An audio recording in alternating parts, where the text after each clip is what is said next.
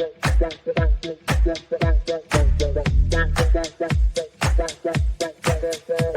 Connections Radio presents.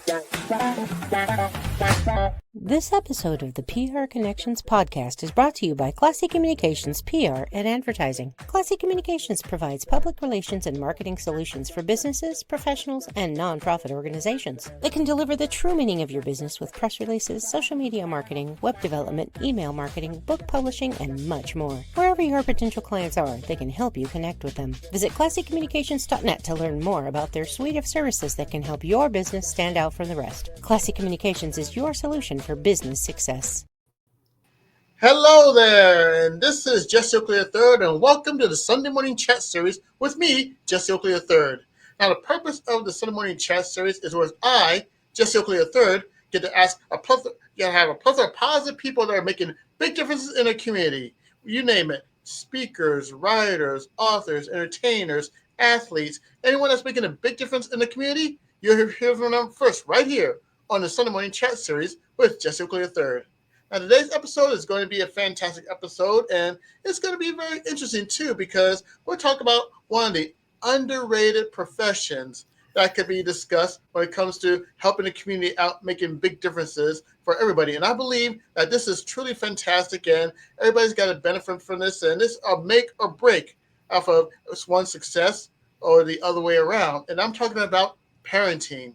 Yes, parenting is always a big plus, and depends on how you raise your kids or how the kids are raised. It makes a big difference, not only for them when it comes to school, but also for many years down the road into the future. Now, myself, granted, I will admit to you, I have no kids of my own, not that I know of. I don't get a phone call from Maury Povich yet, but I just leave it at that. But yeah, I do have someone here that is a good parenting professional, and that is none other than Jenn Haston. Jenn, how's it going? Great, Jesse. So good to see you, and welcome back to the Happy People. All right. It's great to have you back again. And without any further delay, let's chat. Let's do it. All right. Now, you are a parent, and I got to ask you this. How many children or kid do you have? I have one child, and I am a mentor to others.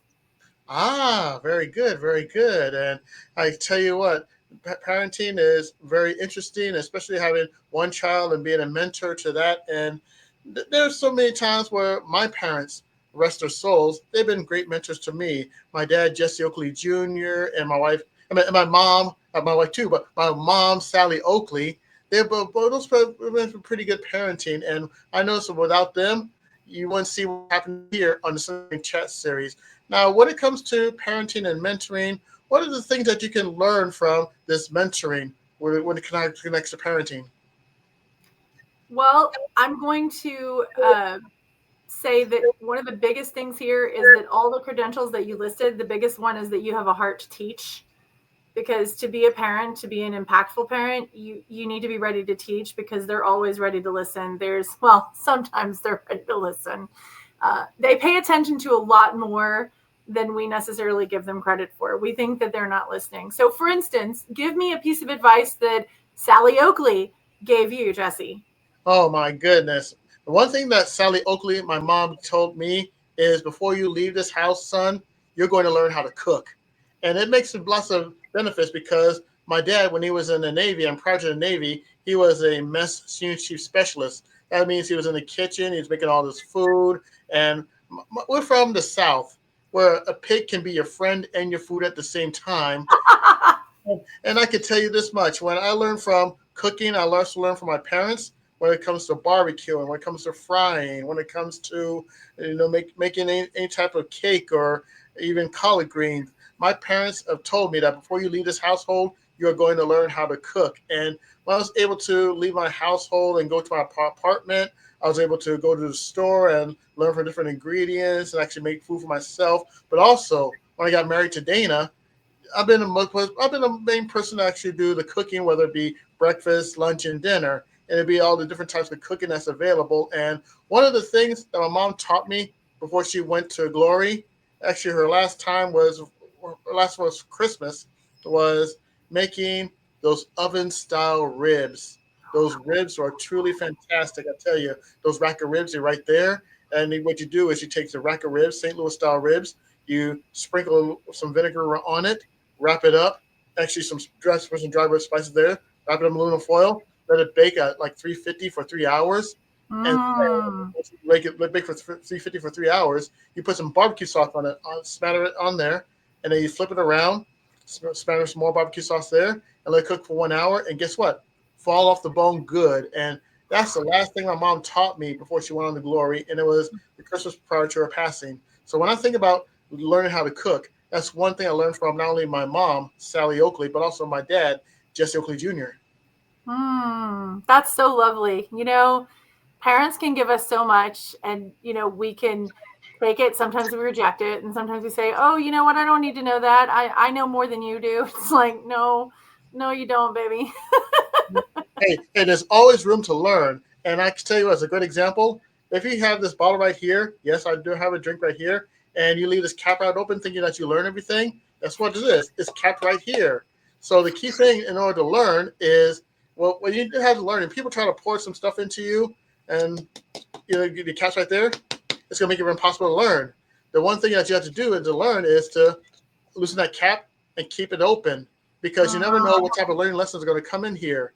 You get so many learning lessons, they might overflow and mess up this nice suit jacket. But nevertheless, it's always a learning lesson if you do keep things open and not keep the lid on.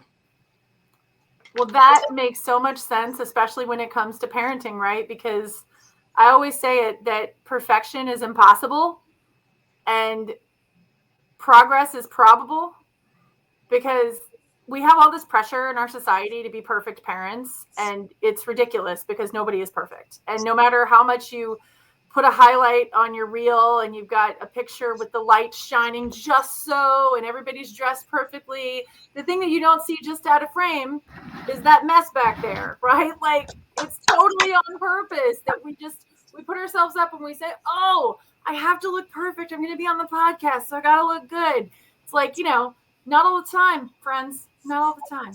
No, and again, show me something that's perfect, and I'll show you that there got to be flaws here and there. Because as long as we are human beings, as long as we are here on this earth, there's no one perfect person on this earth that is 100% perfect.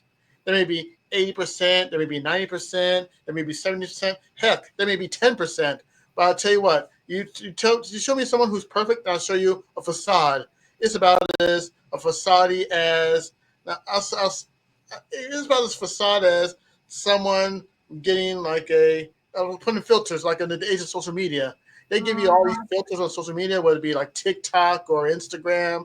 You look one moment and then you have all this filter like makes you look like a 10 or 11 out of 10, where in reality they're not the perfect one, but that's like that facade. And it's very important that we as human beings have to realize that we are imperfect no matter which way, shape, or form. And when it comes to parenting, that's very interesting. We all have our quirks, but the key thing about parenting is not only what's right here in the mind, what you experience that you do share, but it's also right here with the heart, the time that you spend with kids, the time you mentor them, and the time you actually do that too. Yeah. Makes a big difference. Oh my goodness. I tell you what, we're going right into a great conversation here, Jen. I really appreciate this. And you know what? And another thing I like to ask is, what were some of these challenges that you had when it comes to being a parent or being a mentor? I think the biggest thing is that I want to hand the knowledge to the other person, and there is no substitute for experience. It is the hardest teacher and the best one, because I can't experience it for you. I can't get up in front of an audience and give a speech for you. You have to do that with your words, your gestures, your movements, your flubs, because that's part of who you are. And it's the same thing with your kids. You don't want to see them make a mistake at school. You don't want to see them do something that's going to alienate people that might be their friends. And you want to be like, hey, don't do that. And it's like, you got to let them fall a little bit, because if the first time that they fall is in a place where it's big stakes, then you have not set them up for success. It's kind of weird. You have to set them up for failure earlier so they will be successful later. So it's like, give them that room to fail. So you're there to say, okay, let's talk about that. What happened? What went wrong? What can you try? And having this notion of experimentation and let's try that. We were talking before about mistakes and not being perfect. And let me tell you, God knows I'm not perfect. Nobody is. One of the things that we talk about in our family is, it's important when you mess up to own up and then clean it up. Say, Yep. you know what? I did not show up in that moment like I wanted to. That's more for your partner. But for your kid, it's like, hey, I need to do a retake with you. I have a theater background. So, it's like we're on a film set a little bit. It's like, let me do a retake with you. Let's go back. Let's go back. And we do it with her too. It's like, hey, don't let your message get lost. Let's try that again. Maybe with a little more respect. Maybe with a little bit more softness. There was a lot of sass in that answer. Can we rewind? Can we retake? So. Now, I tell you what, you hit the nail right on the head. And I tell you, you show that you have the heart, actually have your parenting. And I mentioned about the heart. I can definitely see the heart. And when it comes to raising your child or being a mentor here and there. And another thing I loved about this is the fact that you are able to teach people. Now, there's an environment generations ago where if you do that same mindset, that's be seen as far out because there's always a black and white type of scenario. Either you win or you lose. Either you pass, or either you fail. Either you do this or you do that. Not in today's time. There's now the one thing I like to say, and I noticed it in you when it comes to that answer, is that it's not win or lose. It's win or learn. That way, Mm. yes, that way, if you win or you learn, you never lose. If you win, that's great. That's fantastic. But if you learn, that's what the learning process is. And when you learn, you get better after that. And one of the things that how people like to say is when it comes to the first time, expect to stink. Yes, Exactly. absolutely. You gotta expect to stink the first time. And when you expect to stink the first time, you know you stunk it up. You can always find ways to ask yourself, how can I get better? And once you get better, then you do the second time around, you get less stinkier. You get less stinkier. And once you get less stinkier, then you get to the point where that stink turns into smell of success. And that success is a rose. So it's always best to expect to stink, and it's always best to win and learn. And Jen, you just hit that right there on the mark. Thank you. All right. Now, let's say this. What were some of the best moments that you have when it comes to parenting and mentoring? The aha moments of the people that I'm coaching, that's my favorite. Like I'm explaining a concept, like you need to put this a certain way, and I don't put words in your mouth. Go ahead and do it the way that you would do it. But I think this is where you're trying to go. Say you're coaching somebody on a speech, it's like they just get it, and all of a sudden you see them execute it, and you go, oh, that's the best feeling ever. Same thing with my child. When I realize she understands something that I've said. Case in point, if you are and your viewers are not familiar with Dr. Christine Misandrino, she came up with the idea of spoons, which is to discuss the chronic fatigue. And I borrow from that to talk about, I don't have the spoons to, read you a story tonight. I don't have the spoons to sing you a song. I don't have the spoons to do this. And I don't lean on that all the time. But when I am out of spoons, I will tell my daughter or I will tell my partner, and then both of us come up with a plan, like how are we going to get things done? And a very proud moment for me was when my daughter told me a few weeks ago, she said, I don't have the spoons, Mom. I was like, okay. And that was it. It meant that she got it. She understood where it was coming from. And it was a very aha moment for her that she figured out, oh, I can't do that right now. Wow. I tell you what, the aha moments, and when the aha moments, how does that make you feel having to experience her aha moment? Proud and excited that she's getting that at 8. And I got that, a little bit later. Oh, okay. That sounds fantastic. And I tell you, there's some people out there that are aspiring to be parents, and you have couples that are going to either want to have a kid, whether it's through natural way or through adoption or anything else. And they will look at you for any type of advice on parenting. And you have that mentor, you have that parent experience. And if they want to be in your shoes, and what type of advice would you give to the couple that's out there that wants to be in the similar shoes that you're in? What advice would you give them when it comes to parenting and mentoring? I would say the biggest thing is make sure that you are ready for the responsibility by checking out what it's really like. Babysit some of your friends' kids. And this is going to sound like a joke, but I'm completely serious. Go on lots of dates. Go see movies by yourself. Go to the restaurant by yourself, because this is something that you can still have after you have a kid, but it's just not quite the same because you're wondering how they're doing. You're checking in on them in a way that you didn't before. It's the most unselfish thing that we do to become parents. I'm still a pretty selfish person. Becoming a parent made me just a little bit better. But overall, it is still something that I feel so strongly to have that developed sense of self. So you are not so dependent on your child to give you an identity. All right, fantastic, fantastic response. Now you hear that, couple? If you're interested in that, heed those words that Jen just mentioned, because these words could also be a benefit when you want to become a parent to a child or children, or which way you want to go in that route. Now, lessons. Now, there's so many things we talked about mentoring and passing along. I talked about the time where my parents taught me how to cook, because again, we have one side of a cook and you have another side of the cook. You're going to learn how to cook. So when it comes to your end of parenting, what was one skill that you had from that's given to you from your parents to you that you hopefully get to pass on to your child? What's been one of those things that you learned from your parents that hopefully we benefit this time? So in my circle, we have a phrase, family of choice. I grew up with some childhood neglect, and so I am very blessed to have family of choice that I call my mom. And I've had some adoptive dads along the way. All And right. I think one of the things that they've taught me more than anything is to do things before you're ready. And you're never going to feel ready. You're never going to feel ready. Never going to feel ready. And they would often say, go do this thing, Jen. You know that you want to do it. You've been talking about it for a while, so go do this thing. And then that's why I wrote my book. And I'm still waiting for it to get published, but that's part of the dance, right? You're in the process. But I wrote the book.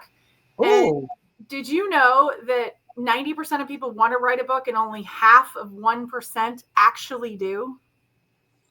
I tell you what, we're in great company because you wrote a book and I wrote a book called Green's Happy People, which is on Amazon and Barnes and Nobles. and Nice. again, what could you let the happy people know what book is coming, what's all about? Sure. My book is about body positivity for children, loving yourself at every size. It's for adults too. Shh, don't tell anybody. But I think that in our culture, we're so obsessed, especially as we head into the summer season. Let's get a summer body. Guess what? Is it summer? You have a body, the end. That's it. I think that that's so important because in our culture, we're so obsessed with it has to look a certain way. It has to be perfect. Back to the perfect piece, right? We all have an idea of what a body should look like. And I think that you are just the right size. And I think that everybody is just the right size. Does that mean you can't decide to work out and become stronger? Does that mean you can't release or gain weight if you want to? That's not correct at all. I want you to love yourself at exactly the size that you are now, because so often it's like, when I lose 10 pounds, well, no, love yourself now. You can still lose the 10 pounds. You can still gain the 10 pounds if you want. Love yourself right now because you're a unique individual that the world needs. Ain't that the truth? And again, you epitomize loving yourself, and especially getting a chance to get a chance to interview you in this podcast, and also seeing happy, joyful pictures of all the other things. Like I was thinking in the back of my mind, that is one joyful person that's right there. And I tell you, you had that joy, you had that energy, aura that's right there. And again, this is what it's all about: happy people. And when I thought about doing this episode like this, it's like, who better person to talk about this topic than a happy person I do know that I had in the past on my podcast is Jenn Haston, especially with the Boss of Balance and Haston Helping Hands and all the stuff that you're doing. And believe me, it does not go unnoticed what you're doing, Jen, because I see the happiness, I see the energy, I see the positivity, and you know what? You're right there at the radar when it comes to that positive happiness and energy and those aha moments. So I really appreciate that big time. Thank you. I do want to make sure that you know it is not all sunshine and rainbows. I don't always have a smile on my face because there is this thing called life, and it does life. Yeah. And it does get a little bit sad. And, I would be remiss if I didn't mention it's good to be happy. It's also good to feel all the feels. Oh And yeah. so I think that sometimes that gets missed, especially when positive, happy people like me and the people in your audience, the happy people, right? Oh Yeah, yeah. we're happy, but we also have the flip side of that, right? There is no joy without sadness. There is no, you have to have balance. The yin and the yang are together for a reason. Oh, definitely. And one of the sad moments I think of was, of course, losing my parents, my dad back in 2012 and my mom in 2018. And when I lost my parents, it's a rip right there. But nevertheless, you have good parents. I tell you what, you have some good parents that when they're gone, you don't feel sad. You feel a certain, yes, you do feel that hit, that shock right there, Yeah. but you also feel have that aura that's been developed inside that that says, you know what, they did the best that they could. Yes, they may be gone, but then technically they're not gone. They're always right here and right here.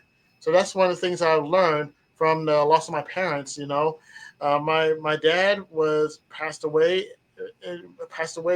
many years ago, and then especially with my mom, when I got to the hospital over in northwest part of Las Vegas Valley, and the one thing that tipped it off was those vital signs on the wall in the hospital down the hallway. Once you see lines in one room, you see lines in another room. When it came to my mom's room, it was pitch black. And then that was a clue right there. And then when the nurses told me what happened, I felt that hit right there in the chest. And then after the hit in the chest, I felt that aura, that good aura. I didn't cry, but I felt part of me did cry afterwards. But I just felt that aura like, okay, she did her job. Now I bet you that the time that my dad looked down and from the skies and said, "Hmm, you did the best you could with Jesse. Come up here, and join me, please." So I'm sure that's what happened at a time. And it's like your job's done. Come with me.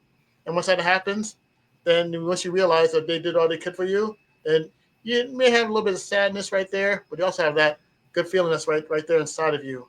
So those are the things that's what also reminds me of, because when you do have those people that take care of you, and there's people that are good for you, and then they're gone, don't be sad about what happened. Just smile what they pass on, what they give to you, because you never know who you'll affect the next generation, next cycle go around. Whew. Now I tell you what, Jen, this has been a fantastic episode, and I would also like to mention if you have any shout outs for what you do have, and if you have any shout outs for this journey and this mentoring, who would you like to give a shout out to? I think the first person I want to shout out is my partner, Jeremy Haston. He's a speaker and he is an excellent partner, and he supports me so much so I can do things like this. And I am so grateful that God put us in each other's path. And I want to shout out Craig Valentine, Yes. who is a mentor and definitely somebody that has helped me be on the path of where I'm at, and Darren LaCroix, and also Michael Dugan. He and I are working together on his Voice for Chefs podcast, and we are working together, but he is a constant source of encouragement and inspiration, and I'm so grateful for him. My friend Jeff Stein, out of Chicago, he and I have been friends for a really long time. We're actually going to meet coming up here in a couple of months in person. I can't wait. And he's also really bolstered me and given me a lot of support. And I'm so grateful for him. And of course, I want to shout out my mom, Joan Ellen Young. This is my mother of choice, who met me when I was 14. And quite honestly, I'm a different person without her in my life. All right, that's a great group of people, especially so many amazing people I got a chance to familiarize myself with, and these are top quality, happy people that she just mentioned. Now, before I give you one more question, I have another question to give you. How can more? You do have a website that's Mhm. out there. And could you explain the website and how people can actually reach out to you? Yes. I work with organizations and individuals about how to find balance in their lives, whatever that looks like.